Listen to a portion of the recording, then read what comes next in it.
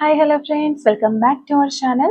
നമ്മൾ ഇന്ന് ഈ വീഡിയോയിലൂടെ നോക്കാനായിട്ട് പോകുന്നത് നിങ്ങൾ സ്നേഹിക്കുന്ന വ്യക്തിയുടെ ഇപ്പോഴുള്ള ഒരു സാഹചര്യം എന്താണ് എന്നുള്ളതാണ്. അതുപോലെ തന്നെ ഇവർക്ക് ഈ ഒരു സമയത്ത് എന്താണ് നിങ്ങളോട് പറയാനുള്ളത്, അല്ലെങ്കിൽ നിങ്ങളോടുള്ള അവരുടെ ഒരു ഫീലിങ്സുകൾ എന്തൊക്കെയാണ് എന്നുള്ളതാണ് നമ്മൾ ഈ ഒരു വീഡിയോയിലൂടെ നോക്കാനായിട്ട് പോകുന്നത്.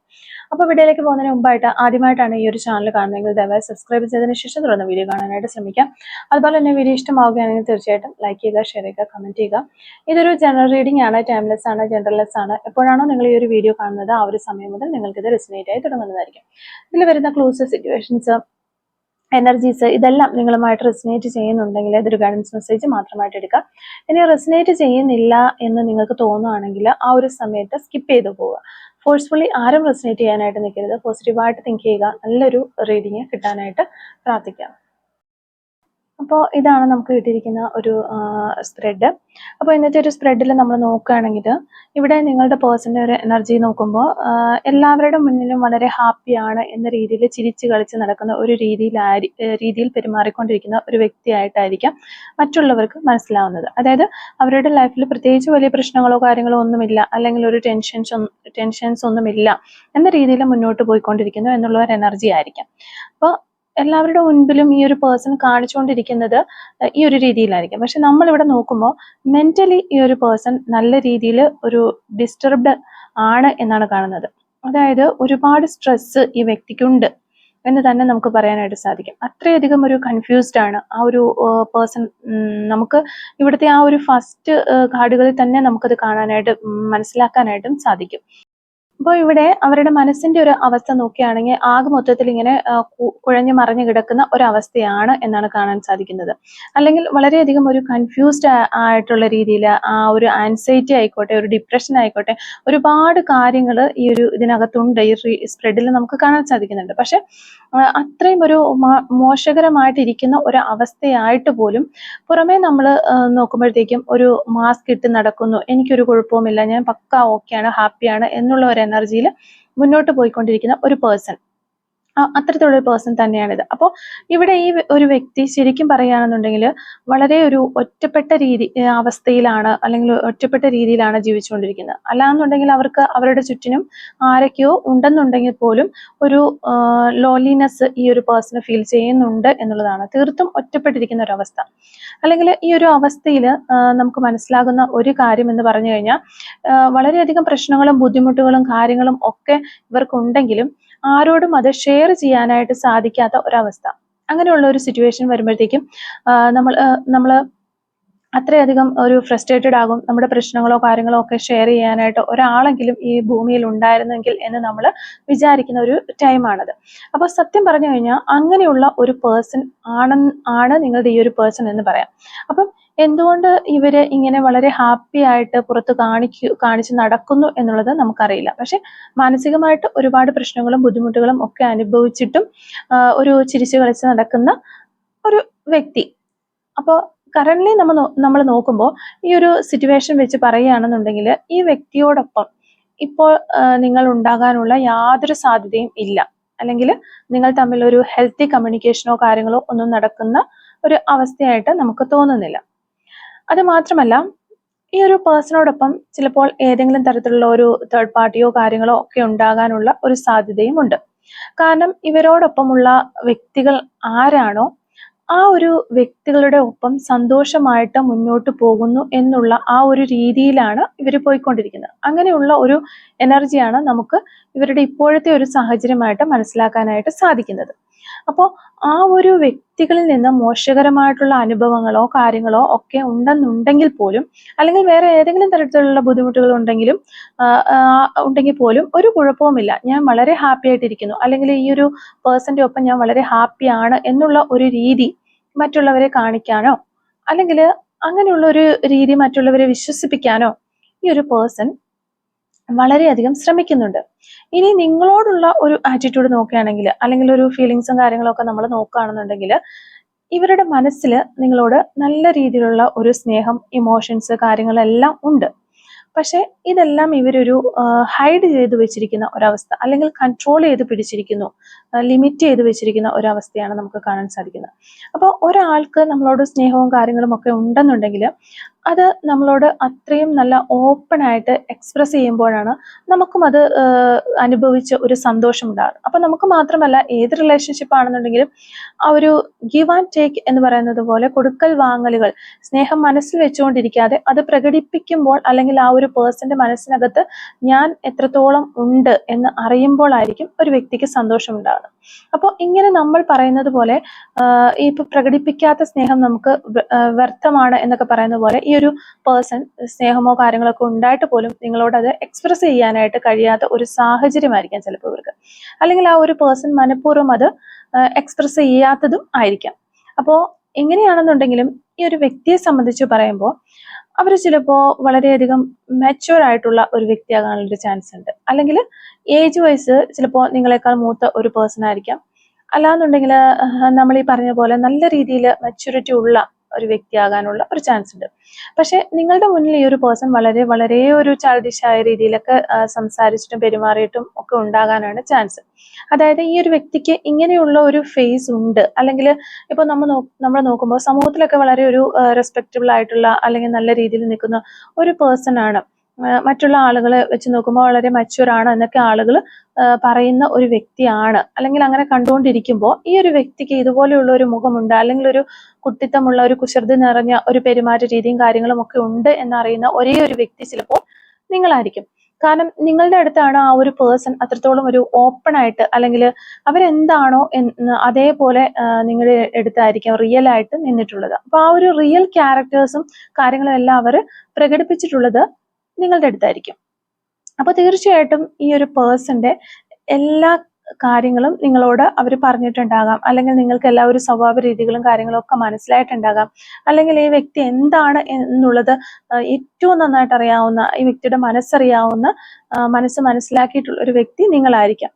അപ്പോൾ ഈ ഒരു പേഴ്സൺ അങ്ങനെ ചിന്തിക്കുന്നുമുണ്ട് നിങ്ങളെക്കുറിച്ച്, അല്ലെങ്കിൽ നിങ്ങൾക്ക് മാത്രമേ ഈ ഒരു പേഴ്സൺ എന്താണോ ആ ഒരു രീതിയിൽ ഇവരെ അക്സെപ്റ്റ് ചെയ്യാനായിട്ട് സാധിച്ചിട്ടുള്ളൂ എന്നാണ് കാണുന്നത്. നേരത്തെ പറഞ്ഞതുപോലെ ഇപ്പൊ തേർഡ് പാർട്ടി സിറ്റുവേഷനോ കാര്യങ്ങളൊക്കെ ഉണ്ടാവാം ചിലപ്പോ. അപ്പൊ ഈ ഒരു തേർഡ് പാർട്ടിയോടൊപ്പം ഹാപ്പി ആയിട്ട് നിൽക്കാനായിട്ട് അവർ ശ്രമിക്കുന്നതായിട്ട് ഈ ഒരു പേഴ്സണെ നമുക്ക് കാണുന്നുണ്ട്. പക്ഷെ റിയലി ഈ ഒരു പേഴ്സൺ മാനസികമായിട്ട് നല്ല രീതിയിൽ വിഷമം അനുഭവിച്ചുകൊണ്ടിരിക്കുന്നുണ്ട്, അല്ലെങ്കിൽ വളരെയധികം കൺഫ്യൂസ്ഡ് ആയിട്ട് നിൽക്കുന്നു എന്നാണ് കാണുന്നത്. അല്ലെങ്കിൽ ഒരു ഡിപ്രഷൻ മോഡിൽ എന്ന് പറയാം, എങ്ങനെ വേണമെങ്കിലും നമുക്ക് പറയാം.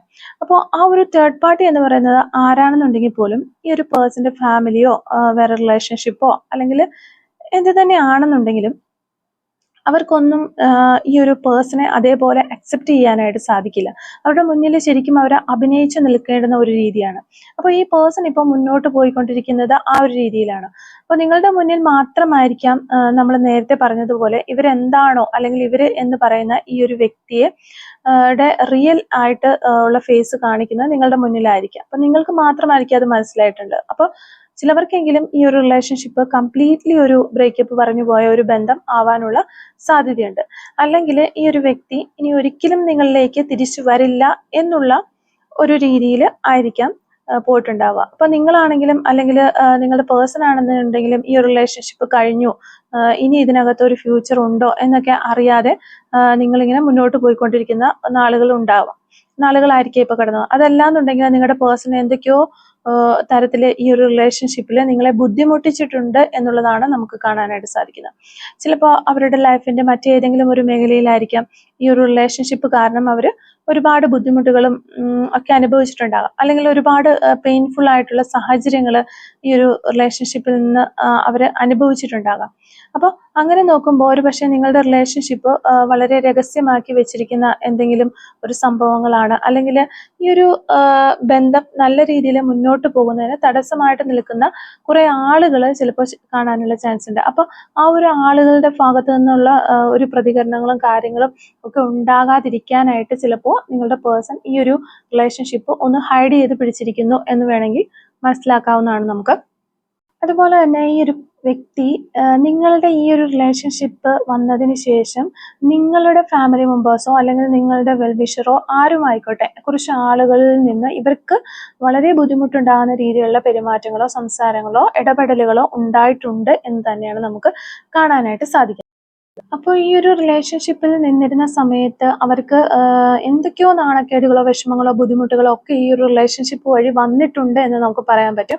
അപ്പോൾ ആ ഒരു കാര്യങ്ങളൊക്കെ ഇവർക്ക് കിട്ടിയിട്ടുണ്ട്. വിഷമങ്ങളും ഒത്തിരി കഷ്ടപ്പാടുകളിലൂടെ ചിലപ്പോൾ നിങ്ങളുടെ ഈ ഒരു റിലേഷൻഷിപ്പിൽ നിങ്ങൾ അറിയാതെ തന്നെ അവർ ഒത്തിരി ബുദ്ധിമുട്ടുകളിലൂടെ കടന്നു പോയിട്ടുണ്ടാകാം എന്നുള്ളതാണ്.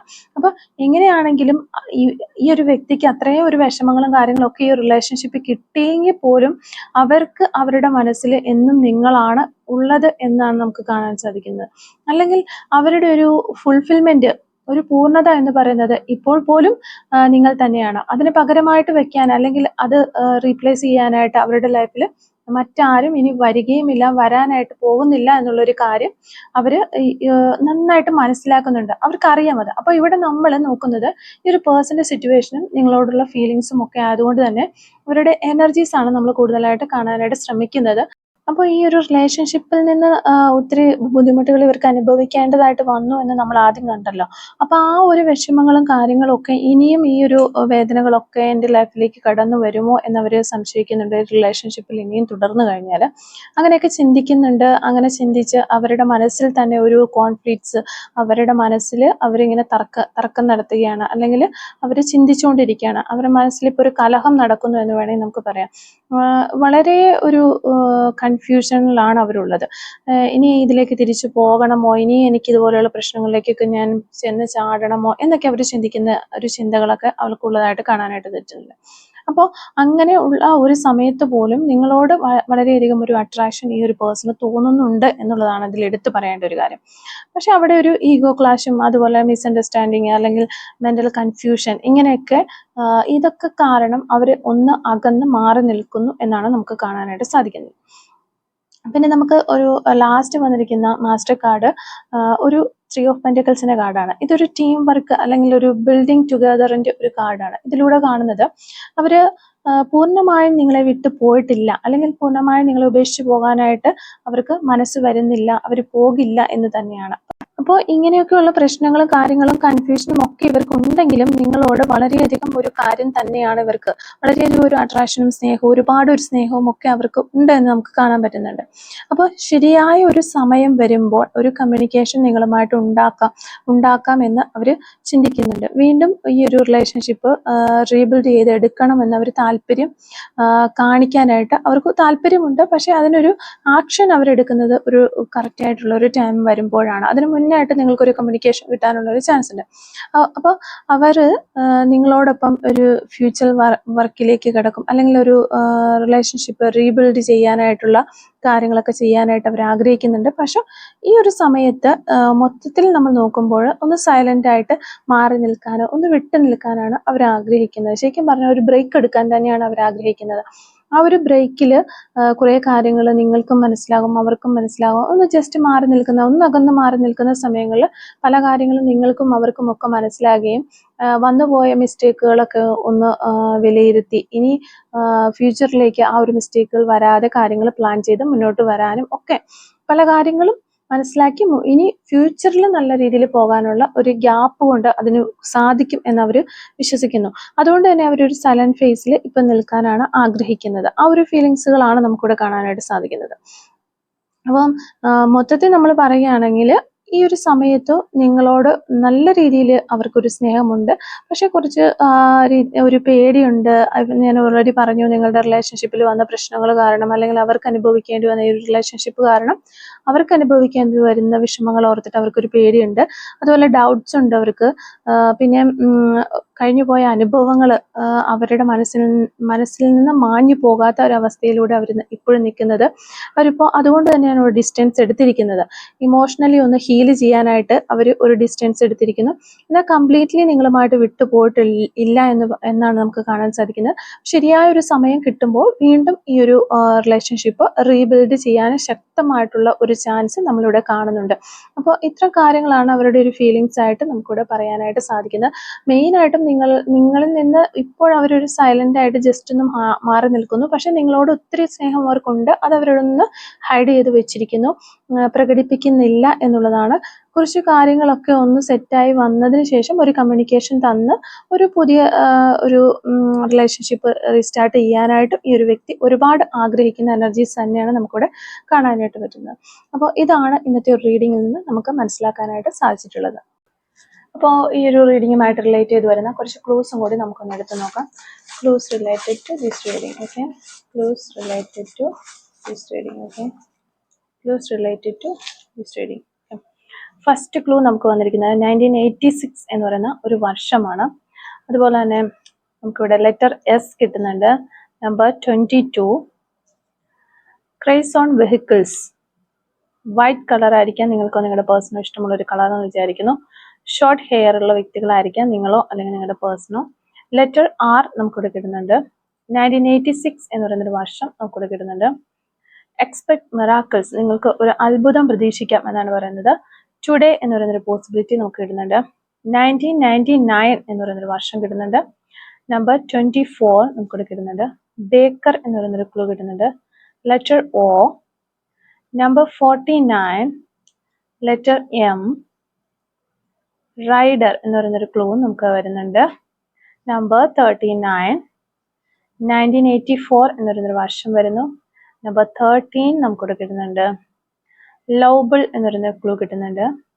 1996 എന്ന് പറയുന്നൊരു വർഷം കിട്ടുന്നുണ്ട്.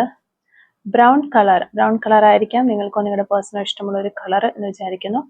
അതുപോലെ തന്നെ മാർച്ച് മന്ത് നമുക്കിവിടെ കിട്ടുന്നുണ്ട്. നമ്പർ 32 നമുക്ക് കിട്ടുന്നുണ്ട്. ഹിയറിംഗ് ഇഷ്യൂസ് ഈ ഒരു സമയത്ത് അല്ലെങ്കിൽ നിങ്ങളുടെ പേഴ്സണ് ഒരു ഹിയറിംഗ് ഇഷ്യൂസ് ഒക്കെ ഉള്ള ഒരു സമയം ആയിരിക്കാം എന്ന് വിചാരിക്കുന്നു. 1981 എന്ന് പറയുന്ന ക്ലൂ കിട്ടുന്നുണ്ട്. നമ്പർ 3 നമുക്കിവിടെ കിട്ടുന്നുണ്ട്. അതുപോലെ തന്നെ ലെറ്റർ ഇ. ഓക്കെ, 1979 എന്ന് പറയുന്നൊരു വർഷം കിട്ടുന്നുണ്ട്. ലെറ്റർ ജെ കിട്ടുന്നുണ്ട്. ലൈക്സ് ട്രാവലിംഗ് ഒക്കെ ഒത്തിരി ഇഷ്ടപ്പെടുന്ന ആളുകളാകാനുള്ള ചാൻസ് ഉണ്ട്. നമ്പർ 44 നമുക്ക് കിട്ടുന്നുണ്ട്. ലെറ്റർ പി നമുക്കിവിടെ കിട്ടുന്നുണ്ട്. അതുപോലെ തന്നെ സോഷ്യൽ മീഡിയ എന്ന് പറയുന്നൊരു ക്ലൂ നമുക്ക് കിട്ടുന്നുണ്ട്. ഓഗസ്റ്റ് മന്ത് ഇവിടെ നമുക്ക് കിട്ടുന്നുണ്ട്. ഓഗസ്റ്റ് മന്ത് നമുക്ക് കിട്ടുന്ന ഒരു പോസിബിലിറ്റിയാണ്. ഐസ്ക്രീം ലവർ ആയിരിക്കാം നിങ്ങൾ അല്ലെങ്കിൽ നിങ്ങളുടെ പേഴ്സൺ ഒരു ഐസ്ക്രീം ലവർ ആകാനുള്ള ചാൻസ് ഉണ്ട്. നമ്പർ 29 നമുക്ക് കിട്ടുന്നുണ്ട്. സെൻസിറ്റീവ്, വളരെ സെൻസിറ്റീവ് ആയിട്ടുള്ള ഒരു വ്യക്തി ആയിരിക്കാം നിങ്ങളോ അല്ലെങ്കിൽ നിങ്ങളുടെ പേഴ്സണോ. ഓക്കെ, നമ്പർ 22 വീണ്ടും നമുക്ക് കിട്ടുന്നുണ്ട്. അപ്പോൾ ഇത്രയും ക്ലൂസ് ആണ് ഈ ഒരു റീഡിങ്ങുമായിട്ട് റിലേറ്റ് ചെയ്ത് നമുക്ക് കിട്ടിയിട്ടുള്ളത്. അപ്പോൾ ഈ ഒരു ക്ലൂസും അതുപോലെ തന്നെ റീഡിങ്ങും ഒക്കെ നിങ്ങളുമായിട്ട് റിലേറ്റ് ചെയ്യുന്നുണ്ടെങ്കിൽ തീർച്ചയായിട്ടും നമ്മുടെ അറിയിക്കാനായിട്ട് ശ്രമിക്കാം. അതുപോലെ തന്നെ റീഡിങ് നിങ്ങൾക്ക് ഇഷ്ടമാവുകയാണെങ്കിൽ തീർച്ചയായിട്ടും ലൈക്ക് ചെയ്യുക, മറക്കാതെ സബ്സ്ക്രൈബ് ചെയ്ത് സപ്പോർട്ട് ചെയ്യുക. Thank you for watching.